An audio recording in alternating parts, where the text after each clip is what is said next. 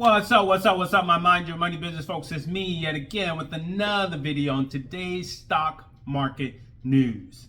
And as always, hopefully you're in the market and not trying to time the market, because that is simply impossible to do.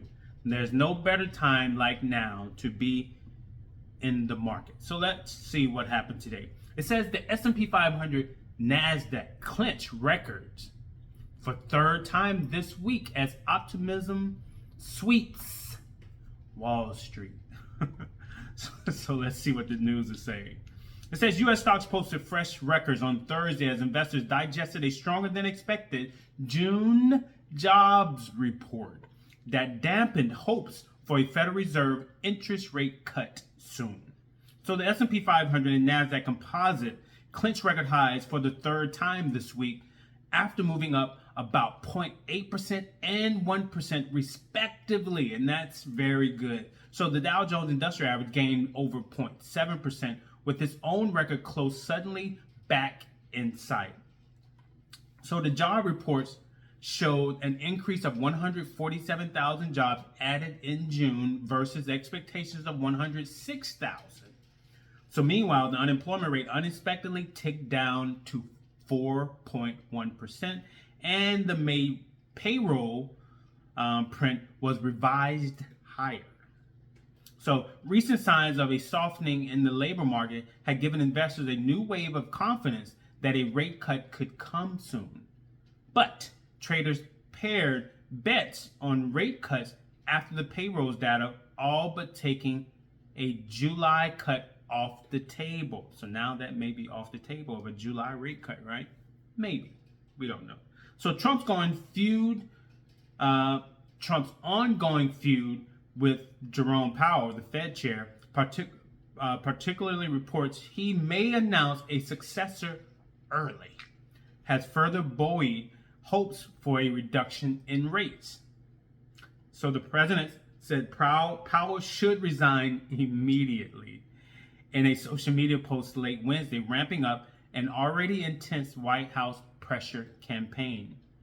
So investors are also on alert for fresh developments on the trade front as countries race to beat the July 9 deadline for the resumption of sweeping tariffs. Trump's trade deal with Vietnam has boosted market sentiment and hopes for more agreements to fend off economic damage from tariffs.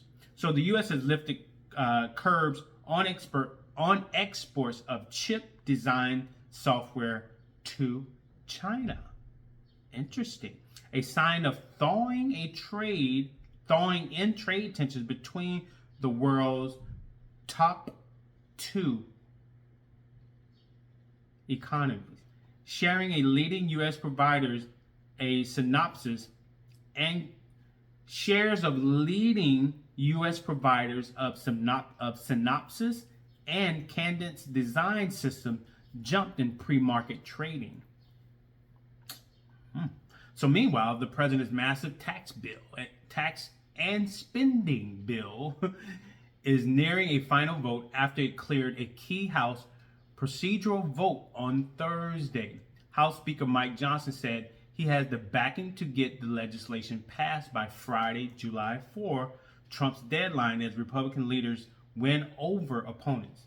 So U.S. stock trading ended early on Thursday. For Independence Day, markets are closed on Friday. Yeah.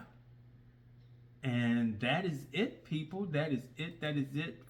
Again, hopefully you're in the market and not trying to time the market. If you are in the market steadily throughout this year, you should have some nice gains. Buying stock prices at a discount, and now they're at an all-time high. That's a great thing for investors, right? So let's see what some stocks have done today. Nvidia gained $2.09 at an all-time high of $159.34.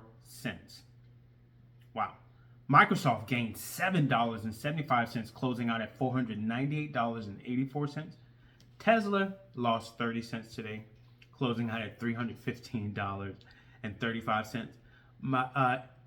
My S&P 500 ETF, SPLG, gained 60 cents today, closing out at $73.57. Broadcom gained $5.28 today, closing out at $275.18. My information technology ETF, FTEC, gained $2.73 today, closing out at $200.50. Wow, it has crossed the 200. This stock is going to be at $500 at some point, because it's the exact same ETF as VOO, the Vanguard fund, the exact same thing. And I think VOO is at 500. Let me see what VOO is at. Excuse me for a second. Yeah, VOO, Vanguard's S&P, well, VOO is Vanguard's S&P 500 ETF. It's actually $575.22. And this ETF is the same as my SPLG ETF, which is only $70. So they're the exact same fund, the exact same thing. But Vanguard is more popular. What is, Vanguard's Information Technology ETF is VGT. How much is VGT going for? VGT, however, Vanguard's Information Technology ETF is going for $674. Wow. Damn. $674. My ETF, FTEC, which is the exact same thing, again, Vanguard's just more popular, is going for $200. I believe FTEC at some point is going to get here to this amount as well, $600 a share. And like Vanguard's VOO, their S&P 500 ETF, like it's at $500. I believe SPLG will get to $500 at some point. Right now it's at 70. So, choice is yours if you choose to invest into those funds. Palantir gained $2.24 today, closing out at $134.36. Apple gained $1.11 today, closing out at $213.55. Amazon gained $3.49 today, closing out at $223.41. And that is it. Just that simple, that easy. As always, you need to invest, people. You need to invest in something. Invest in some type of asset that appreciates over time, even including yourself. But in order to do that, you need to get out of debt if you're in debt. If you're in debt, like car loan debt, credit card debt, student loan debt, personal loan debt, you need to get out of debt, because that debt is taken away from you investing into your future or investing into retirement, right? So get out of debt. And the only way you can get out of debt is first you have to create a plan, right? You have to write out that budget. You have to create a budget, write it out. Write the vision, make it plain, start telling your money where to go, right? So get out of debt. After you get out of debt, you create 3 to 6 months of living expenses in what we call an emergency fund. There's nothing like having an emergency fund to where you don't have to now go ask the bank to borrow money to fix your hot water heater or take out a HELOC so that you can, fix the water damage from whatever, so on and so forth, or your tire goes out on your car. You don't have to use a credit card. You have cash, right? Because now you have a plan. So you create your 3 to 6 months of living expenses for your emergency fund. You start investing 15% of your income into your retirement. You fund your kids' college fund if you have kids. And then if you have a mortgage, you tackle your mortgage. And hopefully you put 20% down on that mortgage, 20% or more. It's up to you.